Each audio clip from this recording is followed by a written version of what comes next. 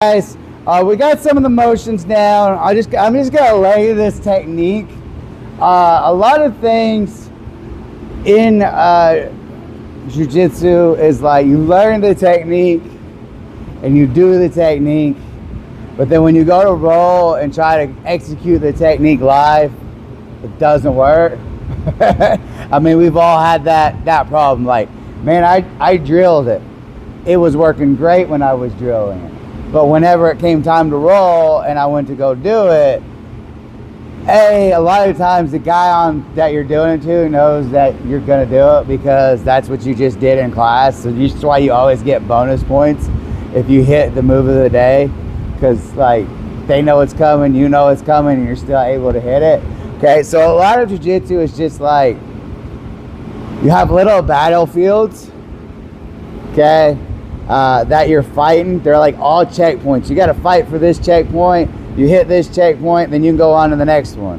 A lot of times, unless you're really good, you can't skip checkpoints, okay? Because those checkpoints are where they're getting out of it, or it's not working correctly, okay? So when we go for the Kimura, and we're here, anytime I have his hands on the mat or broken posture, okay, I'm gonna make, if my hips are square to the mat, it's very hard for me to come. I'm gonna make us tilt, and being able to come up, okay? If I just try to go like this, he just puts his shoulder in my belly and kind of stops everything I'm doing. So I'll just go like this, and then I'll pull myself up. So because now my left hip is dropped, I can shoot to dig that in. I don't have to automatically connect my Kimura grip from here.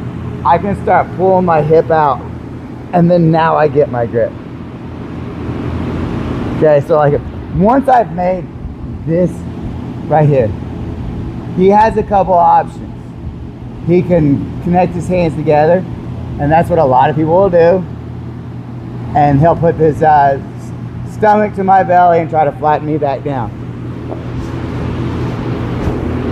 But I'm still able to get it. So, what is happening here? If I know when I get here, if I fight for this, I'm gonna win more times than I'm not. So that's what I'm fighting for. Punching my fist and holding my fist like this. If I'm flat like that, he can circle. No, yes, yeah, like that, yeah, just the belly button. Okay, so someone's here, they're doing this, and I'm down here, and he circles to the belly button. Up, circle, yeah, just like that. Okay, circle back. I'm here, he circles to the belly button. Yeah. But if I punch this, and he's starting to circle,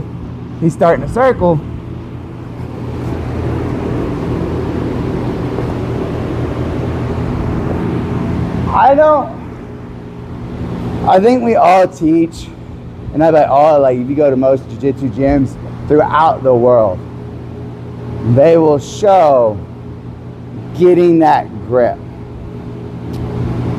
But like right then and there, first thing, I'm having like, I don't know, epiphanies with things. That's how I get out of it. Okay, so if I'm in here and Kyle's his guard, and I'm sitting here, and my hands are on the mat, and he goes for it. Boom.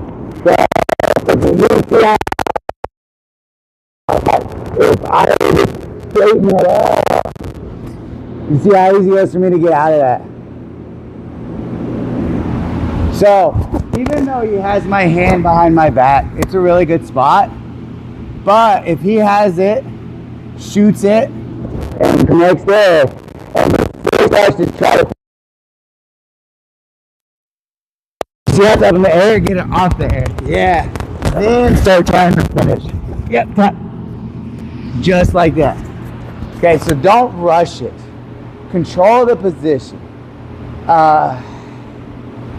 The more you dive into this, and I know I'm speaking to a lot of lower belts, but the more you dive into something, the more you'll understand like the little intricacies trickies of stuff.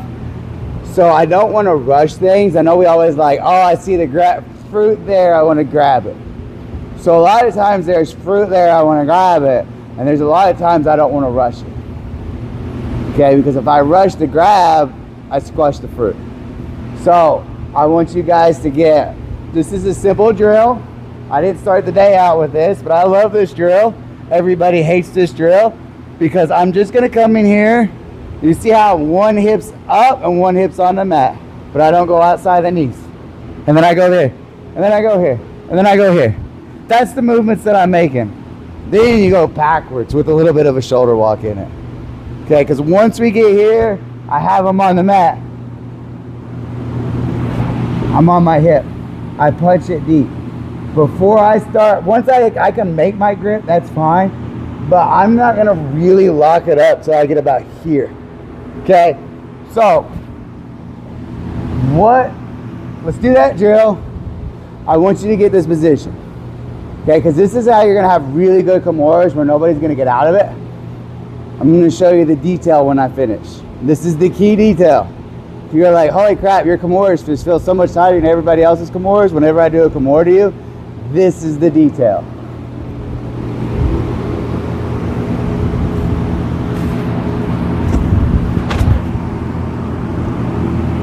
Look at where my right elbow is. It's right on the shoulder blade.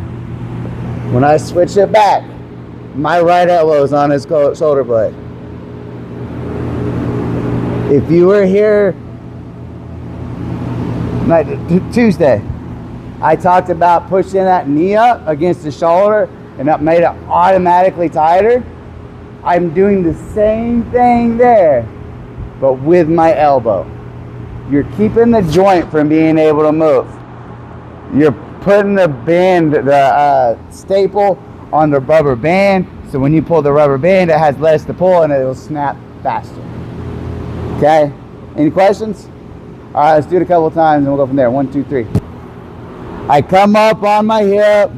Let's say I come through here. I want to make sure I switch my hips. I don't want to lock my guard up here. Okay? Because if I have my guard locked right here, all she has to do is pull this down, look, push off of her shoulder, push off of her feet, and roll out of it. Okay, I can still follow it. I can. It's a last-ditch effort, but there's a lot of times that guys will get out of that, especially in no gi. They're super slippery. It's not as common in the gi. I come in here. I want to switch. I want to make sure this elbow is on my chest and I'm taking this neat leg all the way up to her shoulders.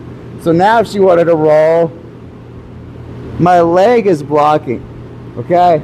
So another thing, when I go to finish and I'm here, I'm going to rotate my shoulders, not just push. I'm rotating my shoulders. Okay?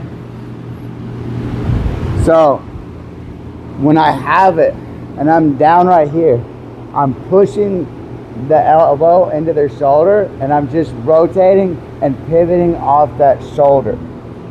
Okay, that's going to drive all the weight in the tip of my elbow and their shoulder, and it's going to do the devastating lock to where they can't roll out of it, do any of that stuff.